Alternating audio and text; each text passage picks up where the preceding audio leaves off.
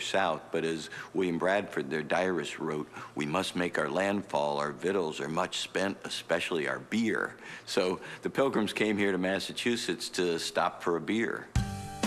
Since the newcomers couldn't get barley to grow well, the Pilgrims brewed with whatever they could. They brewed hard cider from apples. Native Americans taught them to brew with maize. They didn't have that barley available, so they were using other fermentables, such as the fructose from the pumpkin or the molasses from cane sugar, and they were using that as the base to ferment. And then instead of hops, they were using spruce. Barley and hops eventually took hold in the New World, and American breweries grew along with the colonies. Naturally, the most common beers were heavy, full-flavored English ales, including a new ale, characterized by its darkly roasted malt, known as porter. It became George Washington's favorite. Many of the founding fathers were brewers, not just Samuel Adams, but George Washington left his recipe for porter in the New York Public Library. Thomas Jefferson had a brewery there at Monticello. James Madison had a brewery on his estate and actually proposed the idea of a national brewery funded by the government. As conflict with the British became inevitable, beer stood ready to do its patriotic duty. The taverns were as Daniel Webster said, the headquarters of the Revolution. Take your aim! Fire! When the Sons of Liberty wanted to have a gathering, the way they got people to their meetings was they threw a kegger. It's still commonly in use today to gather a bunch of people together. With Sons of Liberty weren't alone. The militia in various towns, they had established training day. People weren't coming to the training day. But when they threw a keg of beer on for when the conclusion of the drills, they started getting a better turnout. Fire! The English ales of the Revolutionary era began to yield to a new movement in American brewing by the 1830s, which saw a large influx of Germans and Czechs and their state-of-the-art breweries. These new immigrants brought with them the brewing techniques of the old country and gradually pushed them further west. Detroit, Chicago, Milwaukee, St. Louis, even Golden, Colorado. Beginning in the mid-1800s, the new breweries fostered a series of breakthroughs that ushered in the era of modern brewing. The first was commercial refrigeration, which used liquefied ammonia to keep ice frozen indefinitely. Suddenly, brewers of lager were free of the four seasons. Artificial refrigeration really enabled brewers to make beer year-round, to not necessarily rely on caves to do their aging, so they could now build their aging cellars above ground. Adolphus Busch was the first brewer to adopt this technology. In the 1870s, he also pioneered use of the double-walled refrigerated rail car, which drew in outside air and circulated it continuously past large ice bunkers. A national system of ice houses kept a steady flow of ice onto the trains. By the 1880s, barrels of cold beer could reach from coast to coast, especially with the help of another breakthrough. Pasteurization is the other important innovation that was introduced into the brewing industry also by Adolphus Busch. And pasteurization is a simple process of taking the beer, gently heating it for a short period of time, cooling it back down. And by doing that, you're able to stop the yeast from growing and allow the beer to maintain some shelf life. Because prior to that, the beer would leave the brewery and would usually spoil pretty quickly. The beer bottle also reached maturity in this era. There were innovations in glass technology that allowed them to have precision control over the size of bottles. Before that period, the breweries had to employ people to bottle by hand. And the last great innovation, although small, had a very large effect, was the bottle cap. A simple crimped piece of tin and steel. It allowed the brewers to cap that bottled beer without having to employ an army of people installing flip tops on bottles. Machinery could put this on very easily, and it allowed the brewers to ship their beer all over the country. The late 19th century was the golden age of brewing in America. In 1880, there were 2,300 breweries, large and small. American brewers were winning gold medals at beer competitions all over the world. American beers were among the most respected in the world, and American brewers were making rich, flavorful lagers. The German-American beer barons, men like Fred Pabst, Joseph Schlitz, Fred Miller, and Adolphus Busch, built ever more elaborate saloons and beer gardens, ushering in an American version of Gemütlichkeit. The beer of choice, lager. By the end of the 19th century, ales had almost disappeared, and lager beer was just immediately complementary to the American climate. It was a lighter beer, a smoother beer, and our hot American summers, people naturally went for this lighter, smoother taste that quenched their thirst. But just as quickly as technology and culture combined to create the golden age of American brewing, politics and bad fortune conspired to kill it. World War I brought with it a lot of anti-German sentiment, and so a lot of American brewers had German roots, so that made things difficult. Then we had the greatest challenge we've ever faced, and that is Prohibition, where it became illegal for us to make beer. By the time Prohibition was repealed in 1933, the number of American breweries had been reduced to 160.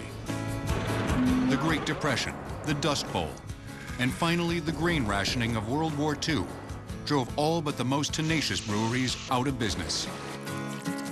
And each of these calamities had its effect on the beer itself. The brewers had less raw materials to work with, so beer shifted to a slightly different product, a little bit lighter in body, a little bit lighter in taste. They started using some things that they knew about from the 1800s, like rice, to lighten the flavor of the beer, and it just shifted the taste of beer and the way America drank. By the mid-20th century, the reputation of American beer had taken a hit. But another revolution was brewing. Soon, microbrewers and home brewers would take matters into their own hands. By the early 20th century, German and Austrian immigrants had also established breweries in Mexico, creating famous lager beers such as Corona, Carta Blanca, Bohemia, and Dos Equis. Brewing will return on Modern Marvels. Could switching to Geico really save you 15% or more on car insurance? Did the little piggy cry wee, wee, wee all the way home?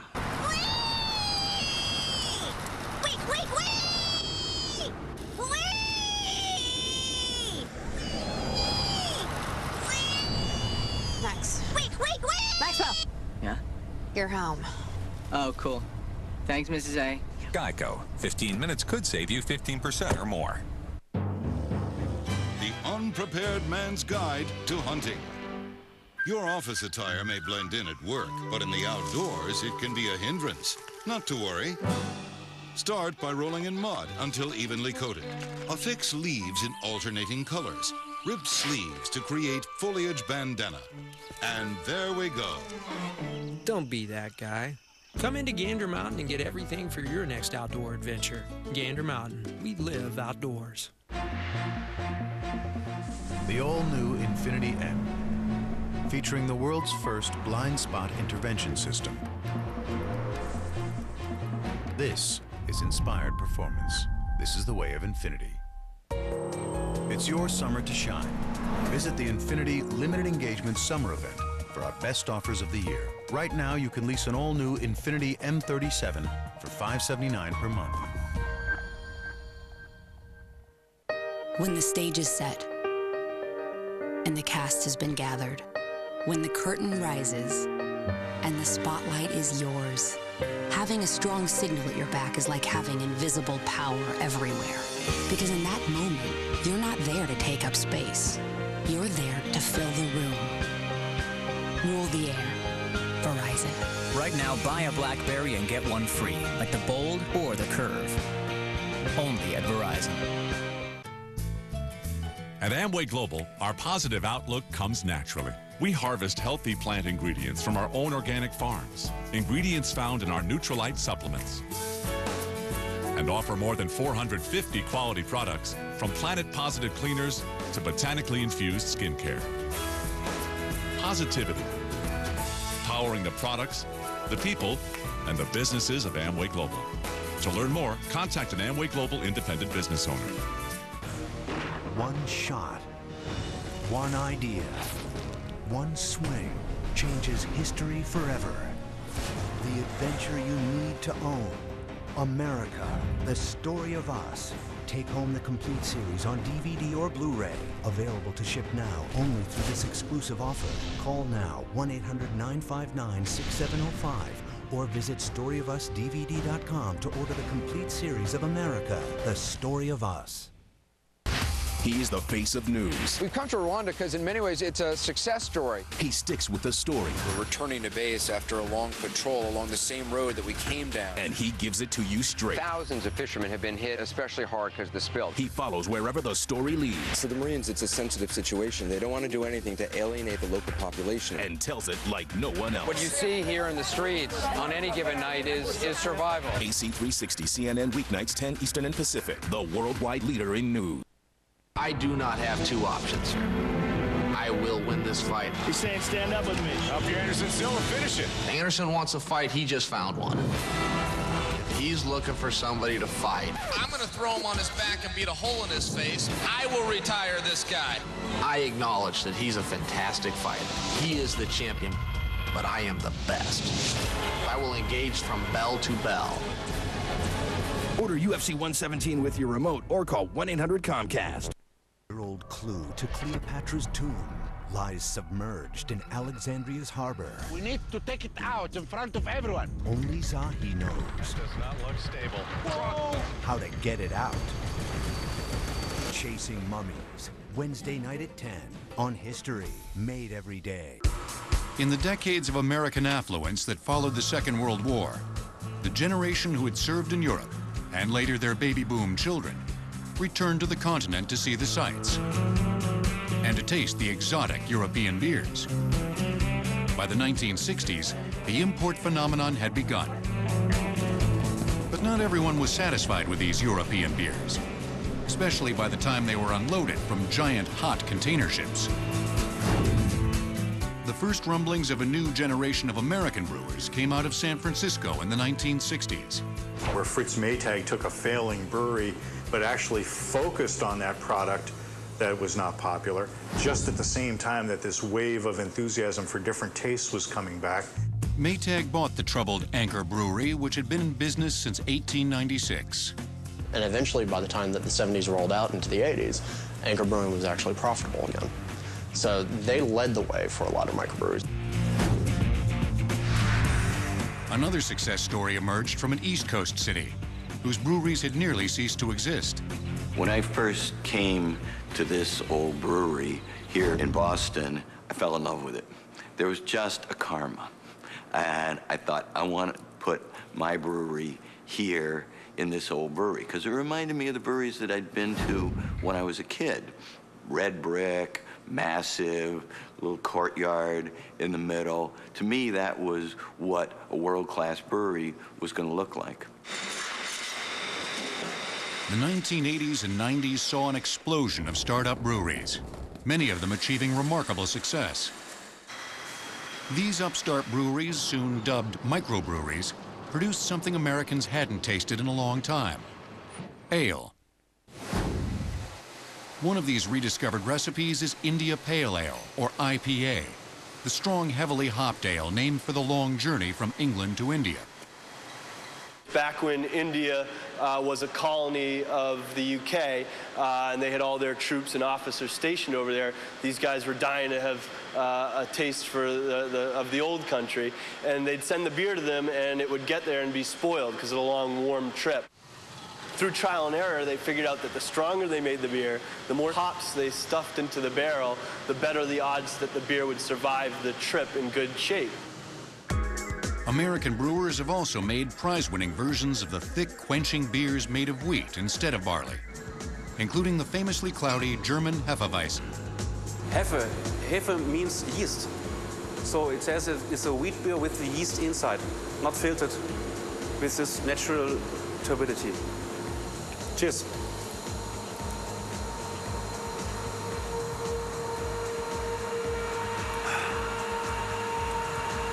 Very good. And Belgian lambic ales. In the traditional method of making lambic beer on a Belgian farm, slats in the fermentation barn open wide, letting in wild yeasts and even bacteria to carry out the fermentation process.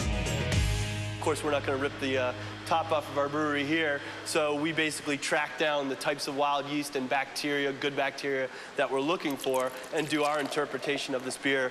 One of our slogans, I think, was baby gut bacteria. One of the ways a smaller brewery differs from a national brewery is at the back end of production, concentrating on filtration instead of the more costly pasteurization. And then once we get this all hooked up, we're going to turn the pump on and start pushing the beer through the paper medium that we have to filter the beer.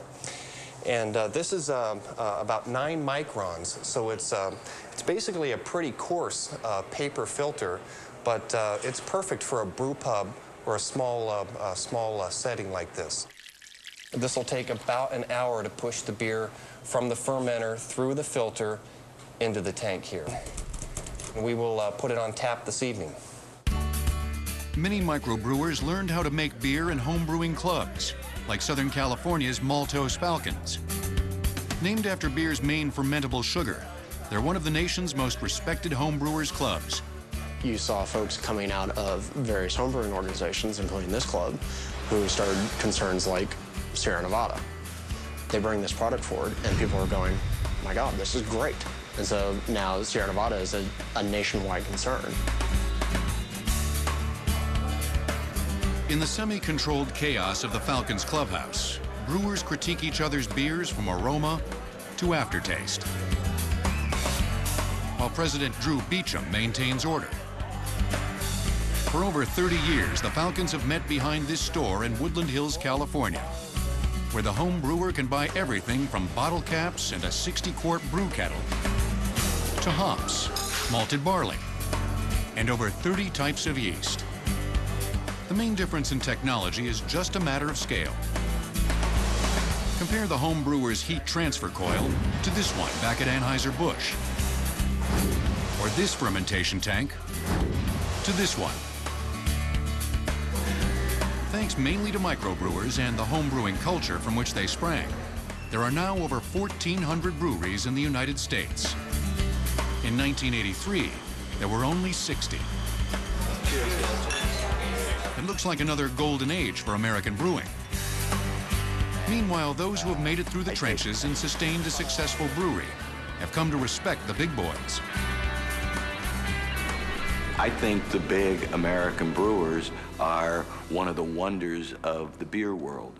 They are able to produce enormous quantities of beer at very high quality standards, and they're making a very light beer. And if you make a really light beer, if you have any defects in flavor, it's immediately perceptible.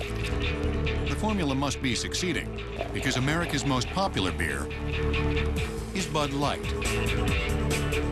As beer pours ahead into yet another millennium, breweries large and small continue to tap new ideas, including the world's strongest beer. Before October 14th, 1978, there had been another kind of prohibition in America. On that day, President Jimmy Carter signed a bill making it legal to brew beer in the home. Brewing will return on Modern Marvels. On the next Top Shot.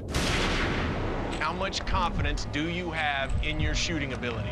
Non-stop gun shoot until every one of us is eliminated. The teams are dissolved. Miss a shot, you're out. It is absolutely anybody's game. Who will make it to the season finale of Top Shot? Sunday at 10 on History, made every day.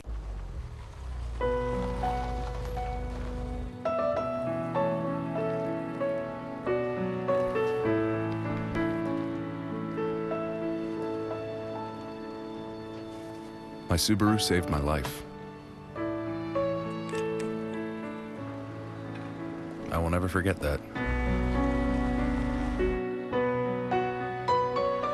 Love. It's what makes a Subaru a Subaru. Want a 4-star hotel at a 2-star price? Go to hotwire.com. When 4-star hotels have unsold rooms, they use Hotwire to fill them. So you get them at ridiculously low prices. HOTWIRE, hotwire.com. Hi, may I help you? Yes, I hear Progressive has lots of discounts on car insurance. Can I get in on that? Are you a safe driver? Yes. Discount. Do you own a home? Yes. Discount. Are you gonna buy online? Yes. Discount. Isn't getting discounts great? Yes! There's no discount for agreeing with me. Yeah, I got carried away. It happens to me all the time. Helping you save money. Now that's Progressive. Call or click today.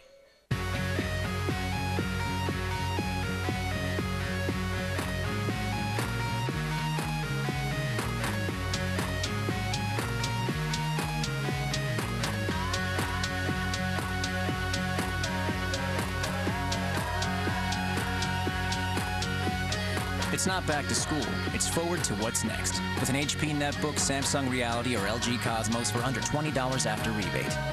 Rule the air. Verizon. This guy's into camping.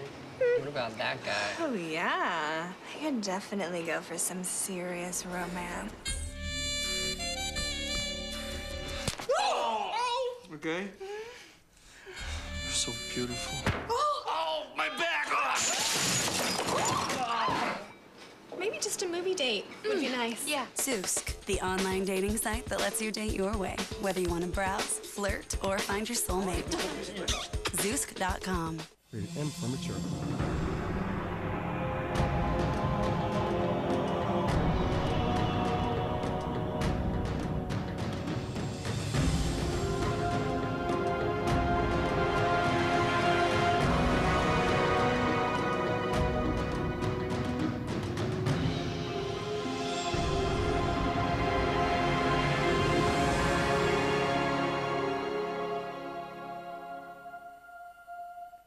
Check out big savings during the Bass Pro Shops Fall Hunting Classic. Like a 6-pack of gold-tip whitetail hunter arrows for under $25.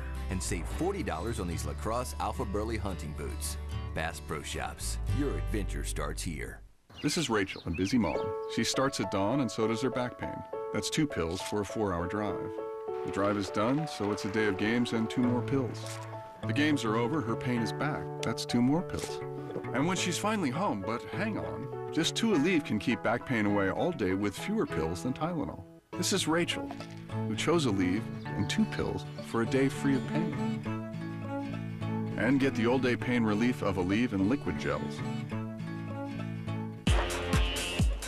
In today's world of beer, the glass is more than half full. Specialty stores are filled with beers from around the world, while freshly brewed beer is often just around the corner. And brewers large and small continue to explore the boundaries of what beer can be. Witness the organoleptic hops transducing module. The way it works is it's a giant food-grade cylinder that's stuffed with whole leaf hops. You run the beer through the cylinder, and the alcohol in the beer acts as a solvent and strips the natural oils off the hop leaves, puts them right into your pint glass. And so the hop presence is magnified, and there's a freshness that you can't get through any other process. Viva la différence. But there's more than one way to hop up a beer. Breweries are targeting late-night clubbers with hybrid energy beers that have a kick of caffeine or other stimulants. Samuel Adams has made a huge splash by introducing the world's strongest beer, weighing in at over 25% alcohol content, twice that of wine. This brew has defied the physical limits of what beer had been for millennia. The thick amber liquid that emerges has no head and tastes more like a spirit than a beer. Sam Adams Utopias pushes all the brewing processes to their limits to create enormous amounts of flavor and alcohol in order to take beer into an entire other realm. It's just this crazy thing. It's 51 proof. It is the strongest naturally fermented beverage in human history.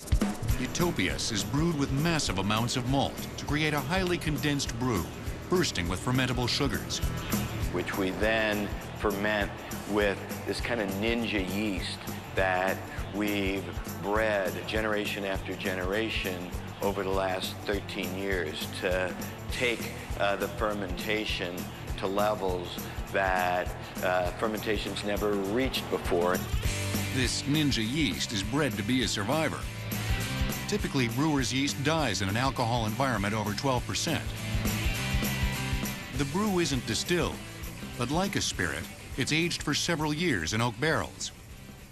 Because Samuel Adams Utopias is naturally fermented to reach these alcohol levels and not distilled, we put into the drink all of the fermentation, esters, flavors, and aromas.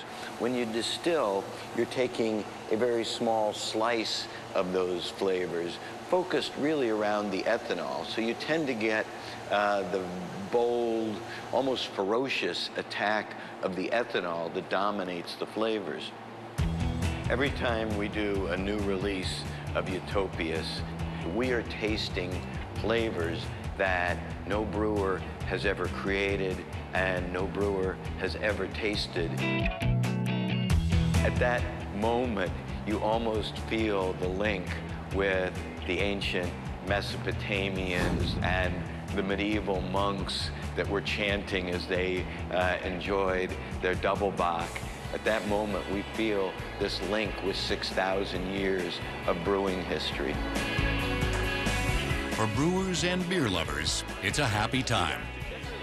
With thousands of years of beers to discover, what was old is new again. Even microbreweries are returning to the once déclassé aluminum can to package their beers, since cans better protect the beers from oxygen and light. And whether it's born of bold experimentation or faithful adherence to a code of excellence, beer has always been the people's drink. I think people love beer because it tastes great. But it's a long road from barley, hops, and yeast to your glass. So say a toast to the brewers the next time you pop open a cold one.